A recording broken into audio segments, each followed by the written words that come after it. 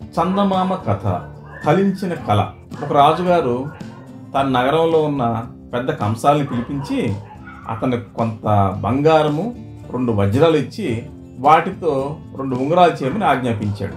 కంసాలి తన దుకాణానికి వచ్చి తన కింద పని నేర్చుకునే రాఘవుడు అనే కుర్రాడితో, రే రాజుగారు ఉంగరాలు చేయమన్నారు, నేను ఇంటికి పోయి భోంచేసి వచ్చి పని ప్రారంభిస్తాను, అందాక నువ్వు ఈ బంగారాన్ని రాళ్లను జాగ్రత్త చూస్తుండు అని వెళ్ళిపోయాడు.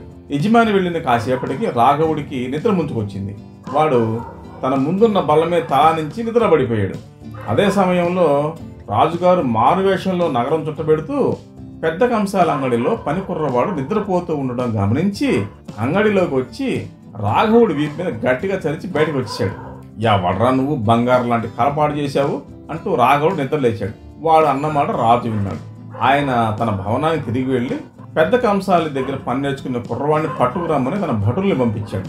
ఆయనకి ఆ కుర్రవాడి కళ గురించి తెలుసుకోవాలని అనిపించింది.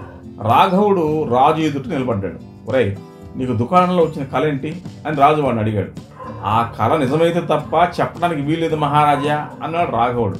చెప్పకపోతే చిక్కుల్లో పడతావు అన్నాడు రాజు. తమను చంపండి, కానీ ఆ కళ చెప్పడానికి లేదు అన్నాడు రాఘవుడు. వీడిని చీకటి కొట్టు పెట్టేసేయండి అన్నాడు రాజు. రాఘవుడికి చీకటి కొట్టు దుర్భరం అనిపించింది. అయినా మన్నాడు రాజు వాడిని పిలిపించి కళ ఏమిటో చెప్పమంటే వాడు చెప్పలేదు. రాజు వాడిని తిరిగి చీకటి కొట్టుకు పంపుతూ వాడికి తిండి నీరు ఇవ్వవద్దని తన భటులతో అన్నాడు. రాఘవుడు చీకటి కొట్టు నుంచి పారిపోవడానికి మార్గం వెతికాడు. వాడికి ఒక కర్ర దొరికింది. ఆ కర్రతో నేల తవ్వి తాను దూరేపాటి సొరంగం చేసి దాని గుండా బయటకు వచ్చాడు. సమీపంలోనే రాజభవనం ఉన్నది. ఒక కిటికీ అంచు పట్టుకొని పైకెక్కి ఒక గదిలోకి దిగాడు. అది రాజకుమార్తె ఉండే గది. ఆమె మంచం మీద కళ్ళు మూసుకొని పడుకొని ఉంది. ఆమెకు సమీపంగా బల్ల మీద బంగారు కంచంలో భోజనం ఉంది. రాఘవుడు చప్పుడు చేయకుండా వెళ్ళి ఆ పళ్ళెనున్న ఆహారం తినేసి రాజకుమార్తెను చూశాడు. ఆమె ఎంతో అందంగా ఉంది. ఆమె మీద అతనికి ఎంతో ప్రేమ కలిగింది. అతను వెళ్ళిపోతూ ఉండగా రాజకుమార్తె కళ్ళు తెరిచి, ఎవరు నువ్వు? నా గదిలో రావడానికి నీకు ఎన్ని గుండెలు? మా నాన్నతో చెప్పి నీ తల తీస్తానన్నది. రాజకుమారి, నా ప్రాణాలు తీయాలంటే మీ నాన్న దాకా ఎందుకు? ఆ పని నీ చేతుల మీదుగానే కానీ నేను నిన్ను ఎంతగా ప్రేమిస్తున్నాను నీకు తెలియదు అన్నాడు రాఘవుడు. ఆ మాట రాజకుమారికి నచ్చింది. ఆమె అతని విషయం అంతా తెలుసుకుంది. రాఘవుడు చాలాసేపు ఆమెతో గడిపి వచ్చిన దారినే తన చీకటి కొట్టుకు తిరిగి వెళ్ళాడు. అది మొదలు రాఘవుడు ప్రతి రాత్రి రాజకుమారి దగ్గరికి వెళ్ళి ఆమెతో కలిసి భోంచేసి తిరిగి రాసాగాడు. ఇంతలో రాజుకు ఒక పెద్ద సమస్య వచ్చింది. ఒకనాడు చక్రవర్తి తన దూతలను రాజు దగ్గరికి పంపించాడు. వారి వెంట 3 గుర్రాలు ఉన్నాయి. ఈ గుర్రాల వైపు చెబుతారా లేక మా చక్రవర్తికి ఓడిపోయినట్టుగా ఒప్పుకుంటారా చెప్పండి. ఈ 2 జరగని పక్షంలో మా చక్రవర్తి గారు మీ మీదకి దండెత్తి వచ్చి మీ రాజ్యాన్ని నిర్మూలిస్తారు అని దూతలు రాజుతో అన్నారు. రాజు వద్ద కొలువున్న వాళ్ళు ఎవరు కూడా గుర్రాల వయసు చెప్పలేమన్నారు. రాజు తన కుమార్తెను అడిగాడు. ఆమెకు గుర్రాల వయసు తెలుసుకునే పద్ధతి తెలుసుండు కూడా తనకు తెలియదని చెప్పి ఆ రాత్రి తన దగ్గరకు వచ్చినప్పుడు ఈ కిటికీ రాఘవుడికి చెప్పేసింది. రాజుకు అకస్మాత్తుగా రాఘవుడు గుర్తొచ్చాడు. వాడు బతికున్నాడేమో చూసి బతికుంటే తన దగ్గర తీసుకురమ్మని రాజభటులు చెప్పాడు. రాఘవుడు బతికుండటమే గాక దృఢంగా కూడా ఉన్నాడు. ఈ గుర్రాల వయసు తెలుసుకోగలవా అన్నాడు రాజు. తెలుసుకోగలను, వాటికి యవధాన్యం పెట్టించండి అన్నాడు రాఘవుడు. 3 గుర్రాల ముందు యవధాన్యం తెచ్చిపెట్టారు. మొదటిది ధాన్యం అంతా తినేసింది. రెండోది సగం తిని వదిలేసింది. మూడోది ధాన్యం కుమ్మింది కానీ తినలేదు. అప్పుడు రాఘవుడు చెప్పాడు, మొదటి గుర్రం వయసు 3 ఏళ్ళు, రెండోది 2 ఏళ్లది, మూడోది 7 ఏళ్ల వయసుది అని చెప్పాడు. వాడు చెప్పింది నిజమేనని ఒప్పుకొని చక్రవర్తి దూతలు వెళ్ళిపోయారు. రాజు రాఘవుడితో, కుర్రవాడివి, సుఖంగా జీవించవలసిన వాడివి, నీ కళ ఏమిటో ఇప్పటికని చెప్పు, నేను వదిలేస్తాను అన్నాడు. మహారాజా క్షమించండి, నా కళ ఇప్పుడు చెప్పను అన్నాడు రాఘవుడు. రాజు వాడిని తిరిగి చీకటి కొట్టుకు పంపించేశాడు. 7 ఏడాది గడిచింది. చక్రవర్తి దూతలు మళ్ళీ వచ్చారు. ఈసారి వాళ్ళు 3 పళ్ళు తీసుకొచ్చి వాటి వయసు చెప్పమని, చెప్పకపోతే ఓటమి ఒప్పుకో అన్నారు.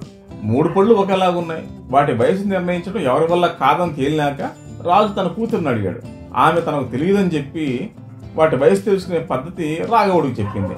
తప్పనిసరి అయ్యి రాజు రాఘవుడిని పిలిచి, ఈ పళ్ళు ఎంత వయసు చెప్పగలవా అన్నాడు. రాఘవుడు నీళ్లు తెప్పించి 3 పళ్ళ నీటిలో వేశాడు. ఒకటి నీటి అడుక్కుపోయింది, రెండోది సగం లోతుకు మునిగి పైకి తేలింది, మూడోది అసలు మునగలేదు. అప్పుడు రాఘవుడు చెప్పాడు, మొదటి పండు వయసు 7, రెండో దాని వయసు 2 ఏళ్ళు, మూడో దాని వయసు 3 ఏళ్ళు అని చెప్పాడు. చక్రవర్తి దూతలు అతను చెప్పింది నిజమని ఒప్పుకొని తిరిగి వెళ్ళిపోయారు. నిష్కారణంగా ఎందుకు చెడతావు?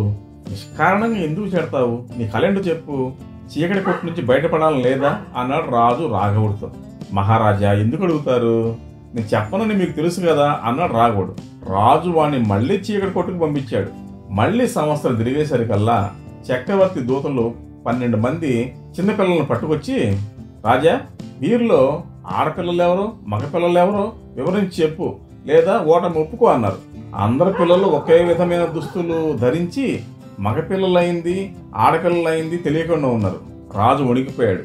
ఆయన తన కూతురుని అడిగితే ఆమె తనకు తెలియదని చెప్పి ఆడపిల్లలను ఎలా గుర్తించాలో రాఘవుడికి చెప్పింది. రాజు తప్పనిసరిగా రాఘవుడిని చీకటి కొట్టు నుంచి బయటకు తెప్పించి, ఈ పిల్లల్లో మగపిల్లలను ఆడపిల్లలను వేరు చేయగలవా అని అడిగాడు. వేరు చేస్తాను మహారాజా, కానీ ముందుగా నేను కోరేది ఇస్తానని మీరు మాట ఇవ్వాలన్నాడు రాఘవుడు. కోరుకోరా బాబు, నా రాజ్యం ఏమో ఇస్తాను, ఇది నాశనం కాకుండా ఉంటే చాలు అన్నాడు రాజు. మీకు అందాలు రాసిన కుమార్తె ఉందని విన్నాను, ఆమె నాకు ఇచ్చి వివాహం చేయాలన్నాడు రాఘవుడు. ఈ ఆపద తప్పితే ఎలా చేస్తానన్నాడు రాజు. రాఘవుడు పిల్లలందరినీ భోజనాలు సిద్ధంగమ్మని వాళ్ళు చేతులు కడుక్కోవడానికి వేడి నీళ్లు పోశాడు. 12 మందిలోనూ 6 వేడి నీటిని భరించలేక బాధపడ్డారు. మిగిలిన 6 భరించారు. మొదట 6 మగపిల్లలని, మిగిలిన 6 ఆడపిల్లలని రాఘవుడు తేల్చి చెప్పాడు. నిజమని చక్రవర్తి దూతలు సెలవు పుచ్చుకున్నారు. రాజు తన కుమార్తెను రాఘవుడికి ఇచ్చి పెళ్లి చేసి వాడిని తన అల్లుడు చేసుకున్నాడు. ఈ లోపల చక్రవర్తికి ఒక ఆలోచన కలిగింది. తాను పంపే సమస్యలను విడదీస్తున్న కుర్రవాడు ఏదో విధంగా నాశనమైతే తప్ప రాజు తనకు లొంగిరాడని ఆయనకు తోచింది. అందుచేత ఆయన రాఘవుణ్ణి తన రాజధానికి ఆహ్వానించి, నువ్వు చాలా తెలివైన వాడవని మా దోస్తలు చెప్పారు, నీ తెలివితేటలకు ఒక పరీక్ష పెట్టదలిచాను. ఈ ఇనప ముక్కతో ఒక పట్టుబట్ట అల్లి తీసుకురా, 3 రోజుల్లోగా ఆ పని చేశావంటే నీకు నా కుమార్తె పెళ్లి చేస్తాను, ఆ పని చేయకపోతే నీ తల తీస్తాను అన్నాడు.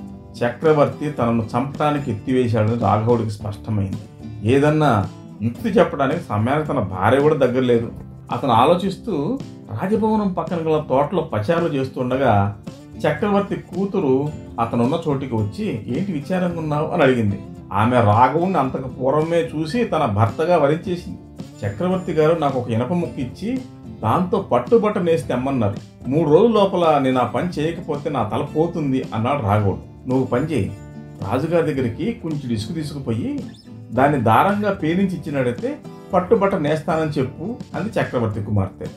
రాఘవుడు అదే చేశాడు. చక్రవర్తి నిర్ఘాంతపోయి, ఇసుకని ఎలా పేంటాం అన్నాడు. మరి ఇనుము నుంచి పట్టుబట్ట తయారు చేయడం ఎలా మరి అన్నాడు రాఘవుడు.